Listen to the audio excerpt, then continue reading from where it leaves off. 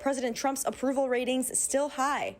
You can take what he says seriously, but you can't take it literally. Despite a flurry of executive actions in his first month. A deal between Maduro and Trump. We demand freedom for all political prisoners. That released 6 American prisoners.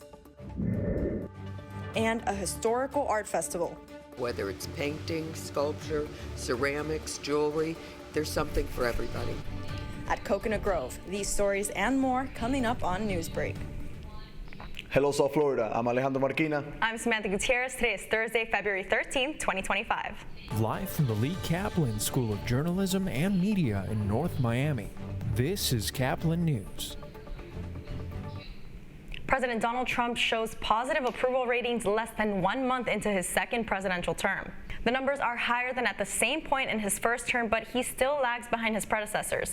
And numbers show approval is up while favorability is down. Reporter Isabela Rivera is in Washington, D.C. with more on the opinion poll.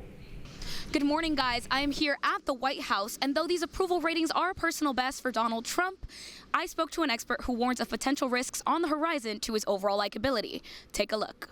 According to poll analysis site 538, Trump came in at a 49% approval rate and 45% disapproval rate, an all-time high for his political career. Experts attribute these numbers to the usual excitement surrounding the honeymoon stage of a president's term and Trump's approach to issues like DEI programs and immigration control. But he's vigorous, you know, and he's doing things, and so that's like people like kind of like that, right? So he's getting that, but then, and is it going to be 2 months, 6 months, or 2 years when these things start to, he says they will cause good results, and other people say they're going to cause terrible results, and we'll kind of see. The results only reflect Trump's first 3 weeks in office. Factors like the economy, the job market, and national crises like the recent surge in aviation accidents and bird flu cases will have the most influence on which direction his approval ratings go. So I think that's really kind of like the main mass, gravitational mass, or whatever you want to call it, of public opinion. Though poll results indicate an overwhelmingly partisan public, respondents agreed on one key issue: skyrocketing inflation. A CBS News and YouGov poll reveals that 66% of Americans believe the administration isn't focusing enough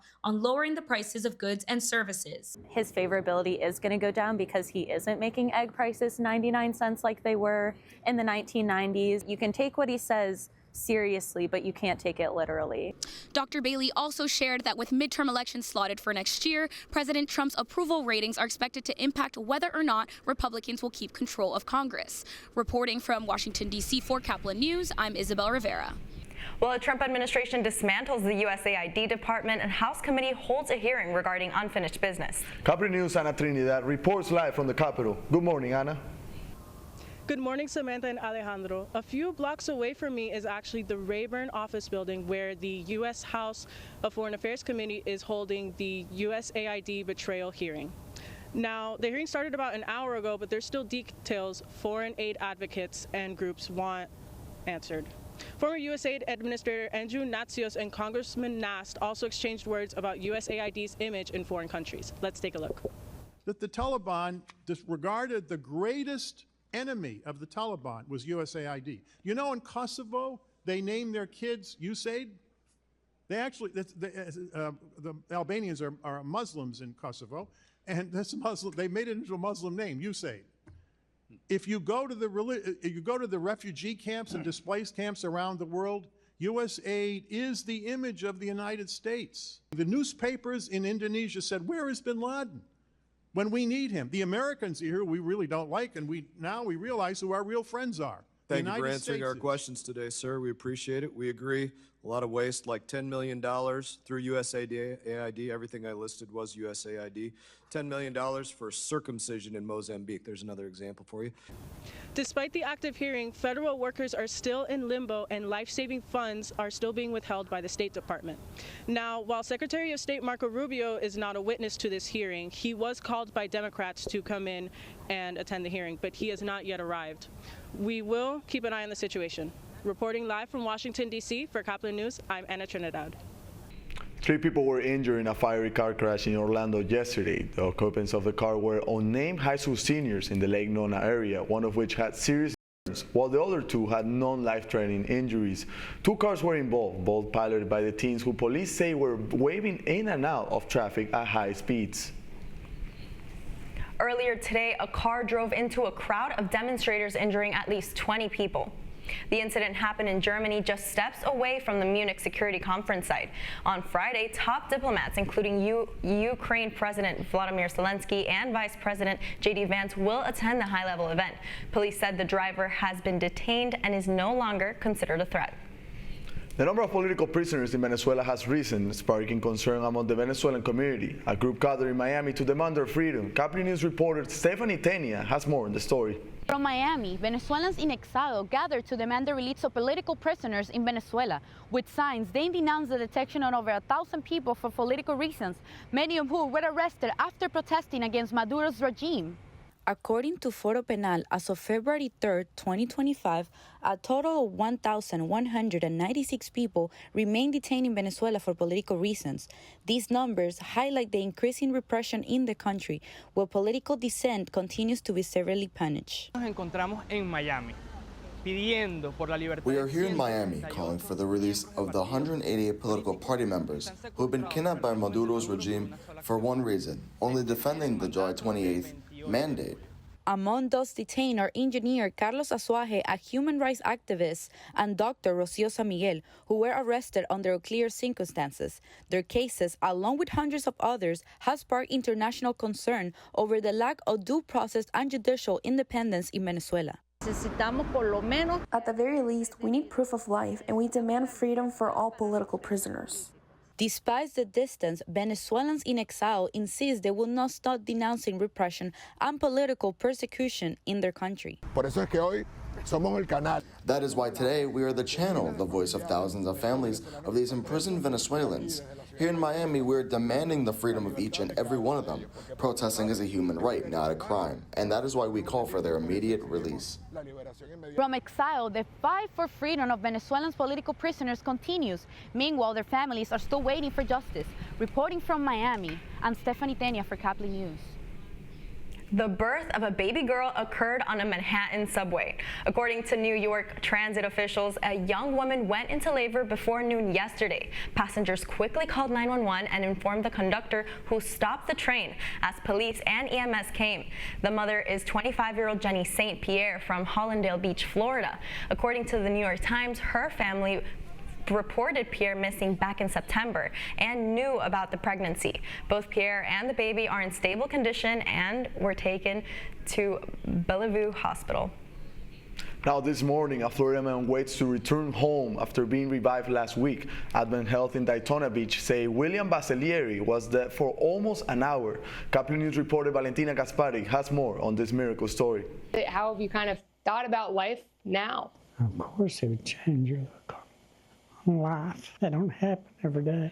William Basilieri died last week for about 45 to 50 minutes. And I heard him coding. I heard a code and I just knew it was him. He went into cardiac arrest 3 times. Doctors and nurses doing compressions and kept shocking his heart. But Basilieri says he has a memory of a vision or dream during this. I get too emotional. I showed up in the jungle and there were vines on this gold wall when this huge tiger imprinted its face into the wall. And I could feel a force of wind. They wouldn't let me in. And when he woke up, he learned he also had open heart surgery. Unbelievable. Yeah. Very lucky. The Air Force Special Ops veteran and recent cancer survivor says he was having chest pains, so he came to Advent Health Daytona to get it checked out. Doctors saying what happened next is extremely uncommon. When the doctor came in and said, now be prepared because he might have some brain damage and then when he started moving all of his parts and he started talking and he knew what was going on and he was coherent, none of us could believe it. It's not that common, especially for, the problem that caused what happened. And he'll never forget that. We will never forget him. Certain patients never leave us. we think about them all the time, and he definitely is one. Now he's resting up and hopes to be home by Valentine's Day. And the first thing he'll do once he leaves the hospital? I like to mow my yard. For Caplin News, I'm Valentina Gaspari.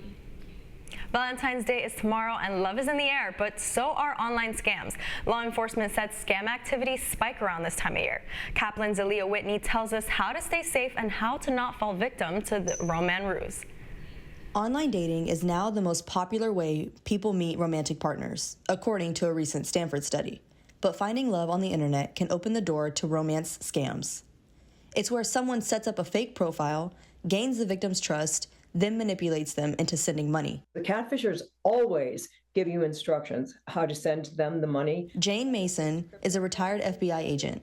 She now works with victims and says these types of scams are particularly crushing. You've lost, your some self-pride, your respect. Maybe you were in love and now you don't have that love relationship anymore. And it's very difficult between your actual loss and then your personal loss. Nearly 65,000 people reported romance scams in 2023, according to the Federal Trade Commission, with total losses amounting to $1.14 billion. So how can you protect yourself? Fraud is about trust. Christopher Delgado works in the financial crime section of the FBI. He says be aware if the person wants to leave the dating app to communicate directly, if the person doesn't want to meet in person. Delgado also says these crimes are particularly hard to prosecute because the scammers are often overseas. Whether it be through our 55 field offices domestically or our reach internationally and all the private sector partnerships and law enforcement contacts we have globally, we try to connect the dots. For Caplin News, I'm Aaliyah Whitney. And coming up next, the Miami Heat plays an away game against the Oklahoma City Thunders. That's still ahead, and so is the story.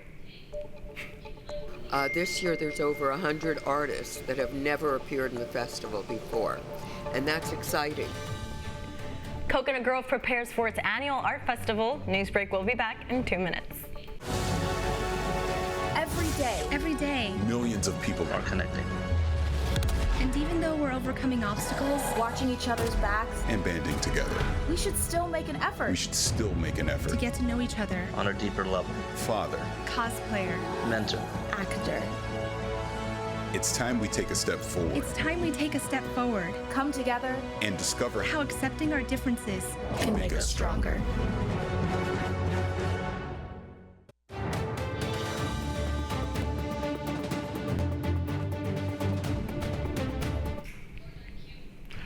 Ready for the arts? A local festival is making its preparations. Artists and crew members are preparing for one of the Miami's biggest annual cultural events. Caplin News reporter Brenda Miranda joins us live from Peacock Park. Miranda, what's happening out there? Good morning. Thank you, Samantha. As you can see, crew members behind me are setting up for what will be the annual Coconut Grove Arts Festival. Hundreds of artists and many creations will be filling these streets for what will be the first Miami Outdoor Gallery, starting Saturday. The Coconut Grove Arts Festival returns this President's Day weekend, February 15 through 17, bringing together artists and visitors for a celebration of creativity and culture. Last year, the festival celebrated its 60th anniversary, filling the streets of Coconut Grove with talent and thousands of visitors. This year, it features over 280 artists, showcasing a variety of paintings, sculptures, stained glass, pottery, 3D exhibits, and more. I spoke with media artist Carla Bank about her experience and what she's bringing this year. Then Chair-elect Pamela Mayer gives us a look at what's new and what to expect this weekend. Well, this year I'm bringing very large pieces. I love to work. I love to paint large scale. And this is a show that you can showcase your big work, because it's a very important show for the city, for the country. So this is the show that I am so excited to be able to bring. This year there's over 100 artists that have never appeared in the festival before. And that's exciting because people that come year after year, they say, oh, you're here or you're here. This way they're going to meet a lot of new people, whether it's painting, sculpture, ceramics, jewelry. There's something for everybody. With art, culture, and community at its heart, The Coconut Grove Arts Festival continues to inspire year after year. Explore art with family and friends and watch live shows. There's something awesome for everyone to enjoy. By this time tomorrow, these empty streets will be filled with everything from hand-blown glass to massive sculptures. Be sure to make your way down here for this incredible event. This is Brenda Miranda reporting live for Caplin News. The Miami Heat are now off to a great start in their away games trip after losing to the Oklahoma City Thunder. The Heat appeared to have their rhythm, keeping the lead for 3 straight quarters. However, things took a turn in the final quarter when the Thunder went on a 24-point run without the Heat scoring and not only lost the lead but got beat by 14. The final score was Heat 101, Oklahoma City 115. The Heat continued their trip down to Dallas, where they will play the Mavericks today at 8:30 p.m. That's all the time we have for Newsbreak. I'm Samantha Gutierrez. And I'm Alejandro Marquina. Get more news anytime at caplinnews.fiu.edu.